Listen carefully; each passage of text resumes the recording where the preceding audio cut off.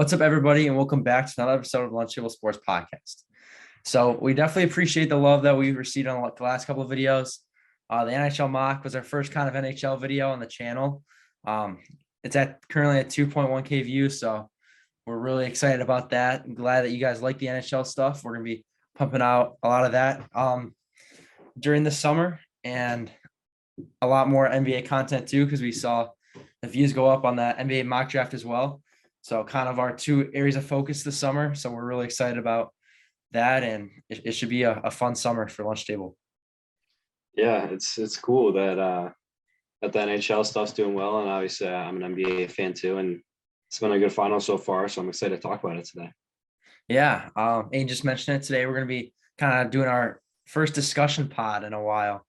You know, we've been doing a lot of mock drafts lately, a lot of lists, kind of naming off players, stuff like that. So we're back to the discussion stuff, and we're going to discuss what has been an amazing NBA final so far. Currently, we're recording this on Monday, June 13th. So the day of Game 5. You guys will be seeing this after. So you guys will see our prediction for the game if it's right or wrong. But man, this finals has been pretty entertaining so far. Yeah, obviously I'm a Boston guy. I root for Boston, and the Celtics. I'd say it's been I don't know. It's been a good series for the Celtics so far. I'd say a little inconsistent. Obviously, I knew it was going to be a good series and it was going to go back and forth, but I'd like to see maybe a little more, maybe like a back-to-back win here. But besides that, I've liked the series so far. I like the parity and stuff like that, and how it's not been any really any blowouts. It's all been pretty close games, basically until the end, and a team pulls away. But yeah, I'm excited to see Game 5 here tonight. Yeah, it's definitely been back and forth, which I think is super entertaining for the fan. Game 1, Boston won. That was the kind of the Al Horford show, if you will, where he just kind of went berserk from 3. And that's definitely something you want to see in the finals, is some of those guys, some of those vets, their playoff experience comes out. And Jaylen Brown too, I think, is another guy along the course of the finals for the Celtics. I know it's been wishy-washy so far. Win one, lose one, win one, lose one. But I feel like Jaylen Brown's one of the guys who's been consistent that this whole time for this Boston team. You're always seeing playing great defense, never letting up, always scoring, always shooting well. And that's something you really want to see if you're the Celtics, especially with Tatum struggling a little bit in their losses, and with Marcus Smart not really living up to his Eastern Conference Finals. Marcus Smart, in some of their losses. In the wins, he's played fabulous, but in some of the losses, you'd like to see a little more offense out of him. But I definitely think Jaylen Brown's been this consistency for the Boston Celtics. Yeah, I think there's some stuff going on about Tatum right now too, where people think I've seen some stuff. People think Jaylen Brown's a better player, or that Jason Tatum needs Jaylen Brown more than the other way around. I think that all that stuff is wrong. I think they need each other, and I think that neither player. I don't think the Celtics are where they are if they're missing one of the other guys. So I don't know. I think Robert Williams, just like you said, he's been great for the Celtics so far. He's been that kind of rim protector, paint protector. I think Derek White has been great for the Celtics. A huge surprise for them. Al Horford, obviously, who was a great pickup coming back to Boston. So I haven't been disappointed really with anybody. I think Tatum. There's big expectations on him, but I think he hasn't played terrible, but definitely could step it up. But from a Boston point of view, I haven't been disappointed really with anybody. Yeah, there's kind of our Celtics point of view, and then over on the Warriors side, I mean, it's just kind of the Steph Curry show. I mean, he's kind of reminding me of like prime Steph, like MVP Steph. I mean, he in that game 1. Oh, they did lose that first quarter, Steph. I mean, he had 21 points in the first quarter, and then he kind of fell off. But after that loss in game 1, he came back. Let me pull it, the score sheet. In game 2, after that loss, Steph came back and dropped 29 points. And then the game after that, he dropped 31. And then the game after that, where the Warriors won, he dropped 43. So as you see in these games, his numbers are steadily increasing. And I think, as you see on TV, he just wants to win. I mean, I feel like he's sick and tired. Like all these years of losing, kind of the last couple of years, I feel like he's all built that up. Uses it as motivation, and you can just see him just unleashing it in these finals. Yeah, I agree with all that stuff about the Warriors. I think there's been been a lot of stuff going around about Draymond, but I think he plays a role. You just talked about Steph Curry a little bit. I don't love Draymond, but I think he plays a role. Maybe take down those fouls a little bit, but I don't know. I don't think he's a guy that you can replace. Really, he's kind of that. Besides Curry, he's kind of that heart and soul of that team, and I don't think they are where they are without him. So that being said about Draymond, just like you said, Curry, it's been the Curry show in these finals. He had 43 points in that game four, and I think you could say that's an all-time type performance from him, all-time finals performance. But that aside too, I've liked the play from Jordan Poole. But a guy I think who could step it up for the Warriors is Klay Thompson. I think he's been kind of non-existent so far in these finals. I think if they're going to win, and Steph Curry, he can't be doing that stuff every night, dropping 43 points and just carrying the team. I think there's got to be guys like Klay Thompson who step up and hit big shots and kind of take some of the load off of Steph's shoulders. So a guy like Klay is who I looked at a big game in these next couple games. Yeah, I'm with you on Klay. I mean, it's kind of almost sad to see because I mean, just watching like prime Klay, like 2017, 18 Klay, where he's just dropping 63 points with what, one or two dribbles.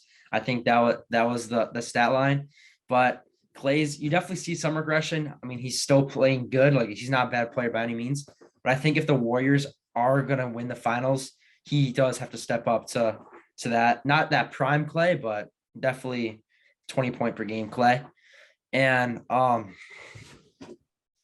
thing I want to go into is if Steph Curry and the Warriors, if they win the finals and Steph Curry wins finals MVP, where do you think his legacy sits? Is he a top 10 player all time? Can he be named as maybe arguably the best point guard of all time? Where does that fall? Yeah, I think that's a tough question. In my opinion, I think he's 100% a top five point guard of all time. You could argue top three. Um, I don't know. He's the best shooter. I think he's got 3 rings right now. And I think some of those rings they say it's because of KD or that super team or whatever. And I think this one, it's all about him. He's the heart and soul of the team. He carries the team. Without him, they're a non-playoff team. They're a lottery pick team. I think if they win the championship this year, I think you got to have him as the best point guard of all time. He's 36. He's still doing this crazy stuff. Off the top of my head right now, I can't think of another guy. I mean, obviously, we haven't seen a lot of the '90s guys or whatever play, but I can't think of a guy. Even Michael Jordan, that's this game breaker type player that is just the biggest X factor I think the game's ever seen. That's my opinion, but I think if he wins this finals, you got to have him as the best point guard of all time. That's my opinion. Yeah, I think I don't know. It's hard to say because I mean, I wasn't really alive for the era, but Magic Johnson, just seeing the stuff like he did, um, all the championships he won. I mean, it's definitely gonna be a tough debate. I think as of right now, I think Magic Johnson is probably the best point guard of all time. But if Curry wins this finals MVP, which has been kind of lacking as his resume, and all those finals wins, he's never actually won the finals MVP. So I think if he adds that to kind of his resume, I think it's time to have that debate because I think you also brought up a great point that Curry has changed the game. I mean, maybe there's a couple other guys like you mentioned Michael Jordan, but Curry really changed the way we think about 3 pointers in the NBA. I think just having that guy, it's so tough to say between him and Magic Johnson, but I think if he wins Finals MVP, they'll be tied for one. Yeah, and just as a final point for me here, it is tough. I'm not taking anything away from these guys like Magic Johnson or anyone like that. I just think it's very hard to compare guys that we haven't seen. we never watched Michael Jordan play, and he wasn't playing when we were live. But I just think from what I've seen, whatever videos, stuff like that, I don't know. It's hard to put anyone above Curry. That any point guard that I've seen, I know Magic's passing and his leadership, stuff like that, all the stuff that he won. I don't know. He's by far the best point guard of this era, it's easier to debate when eras and stuff like that. So I think if you want to have that debate, I don't know who you're putting up against Curry, to be honest. But yeah, I mean, we can wrap up the Curry talk, but yeah, we'll see what people think of our opinions, but I don't know. Yeah, we'll see after the finals. If he doesn't win, I don't think it's a discussion, but we'll see after the finals for sure. Yeah, totally. They're kind of like we kind of figured out that Warriors Finals MVP. If the Warriors do win, we both think Curry will win Finals MVP. Now we're gonna move over to the Celtics side, and the Celtics kind of if they win the finals, we don't really know who will win Finals MVP. Will it be Tatum? Will Tatum just completely take over the next couple of games? I don't know. I think he definitely. I think he will, but we really don't know from what we've seen so far. I think as of right now, Jaylen Brown is the Finals MVP if the Celtics win because he's just kind of been that guy. He's averaging 22 points per game in the finals, which is the highest on the Celtics team.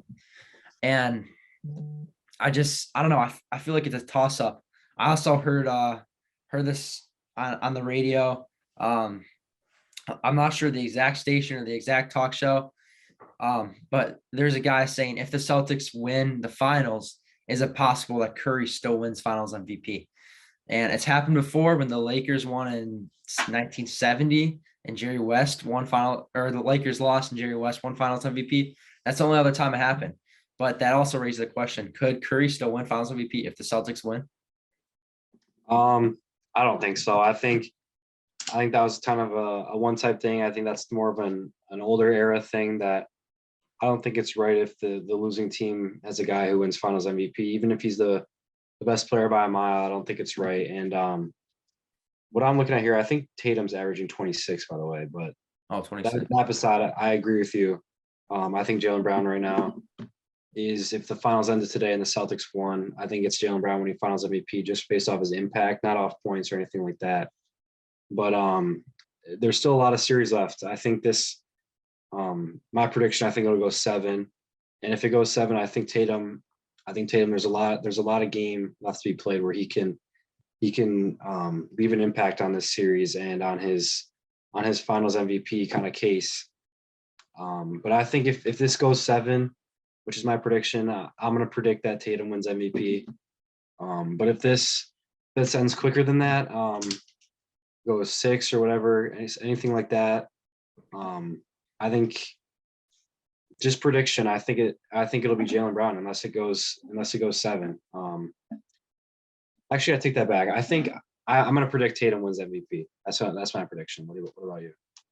Yeah, I think as of right now it's Jaylen Brown, and I kind of see similarities to that 2015 Andre Iguodala Finals MVP, where Iguodala wasn't the most dominant scorer on that team, but he was the glue. He was the glue that kind of put everything together. Amazing defense. Yeah, he came off the bench. Jaylen Brown starts, but I kind of see that same kind of impact as each other. But I do agree with you that I think if it goes into 7 games and the Celtics win, I think Tatum will win MVP, Finals MVP. He's just such a talented player. To not really have that spark, to not really go off in one of those deciding games. One last thing I want to do before we kind of wrap up this podcast is to go through the rest of the finals games and kind of predict each game. Let's start off with game 5, the game tonight for us. You guys will know the score of this game tomorrow when this video drops. So you guys see if we're right or wrong. But game 5's tonight. The Celtics are playing in Oakland or in San Francisco. Who wins that game? I think the Celtics win. I think they kind of got their butts kicked on the last game in Boston. I think they come back with a very strong game. I think this series goes 1-1, but I think I think the Celtics win this one and then lose game 6. And then going in game 7, that I think it's a toss-up. But just based off this next game, I think the Celtics win. I think it'll be a close game, just based off the home court advantage, whatever. I think the Warriors play very good at home. But based off what I've seen this series, it's been back and forth. Not one team winning 2 games in a row. So I think just all that together, I think that the Celtics win game 5 here. Yeah, I think this is a very, very important game for the Warriors specifically, because I feel obviously one of these 2 teams, they're going to have to win 2 in a row to eventually win. And so far it's been back and forth. But if the Warriors lose tonight, they'll be down 3-2 to the Celtics. And then that game 6, that final game will be in Boston, and play an elimination game when you're down a game in Boston, which is probably the hardest place to play at in the NBA. I mean, I'm not going to say it's impossible because it's not, but it'll be very hard to kind of overcome that intimidation by the fans. Not really intimidation, but just kind of that noise factor that some of the players want to say it won't impact them, but it definitely does. So for that reason, out of desperation, I can't talk, but you know what I'm trying to say. I think the Warriors will win game 5 tonight. I think Boston wins game 6. That'll even it up to 3-3. Game 7 in San Francisco. I got the Warriors winning the finals. I got them winning in 7. I know Adyn doesn't like to hear that. Big Boston guy. But I got the Warriors winning 7, and Steph is my finals MVP. Yeah, I definitely can live with that prediction, but I think I speak on a lot of NBA fans here that no one really likes the Warriors, and I think a lot of people are cheering for the Celtics. So all that together, yeah, give me the Celtics in 7, and Tatum finals MVP. It's final prediction for me. Yeah, I just want to put this out there too. I am rooting for the Celtics to win. I personally want the Celtics to win. I do want them to win. I was always that guy cheering for the Cavaliers when it was the Cavs Warriors series. And I want the Celtics to win. I want them to prove me wrong, but I got the Warriors winning. Yeah, I can live with that. Yeah, so that kind of wraps up the podcast for today. Kind of going back to our discussion days of the early lunch table last year. And I had fun talking about the finals. I mean, this is always a fun year for the NBA. You got the finals and you got the draft in 10 days. So a lot of stuff dropping for the NBA. A lot more content pushing out this summer, a lot more interviews maybe. That's a big possibility. But Adyn, got anything to say before we end it?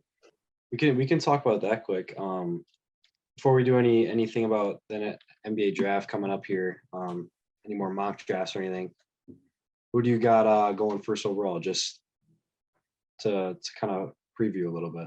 Yeah, to preview. I mean, it's Jabari Smith or Chet Holmgren. That's who it is at this point. It's just, I think, in my opinion, I mean, I could see it going either way. We just really don't know, which is kind of odd for an NBA draft. I mean, for an NBA draft, we almost always know who the number 1 overall pick is. I think for me, I would go Jabari Smith. And off the rumors I'm hearing, I think it is Jabari Smith. So if I were to put some money on who would go 1, I'd say Jabari Smith is. He's so talented, score offensively. He's got amazing defensive upside.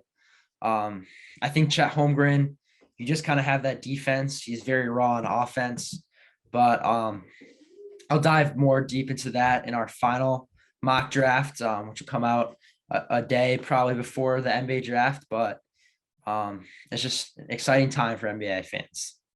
Yeah, just to wrap things up here, I'm not the biggest like NBA whatever prospect guy, so I'm going to trust you with that, Jabari Smith.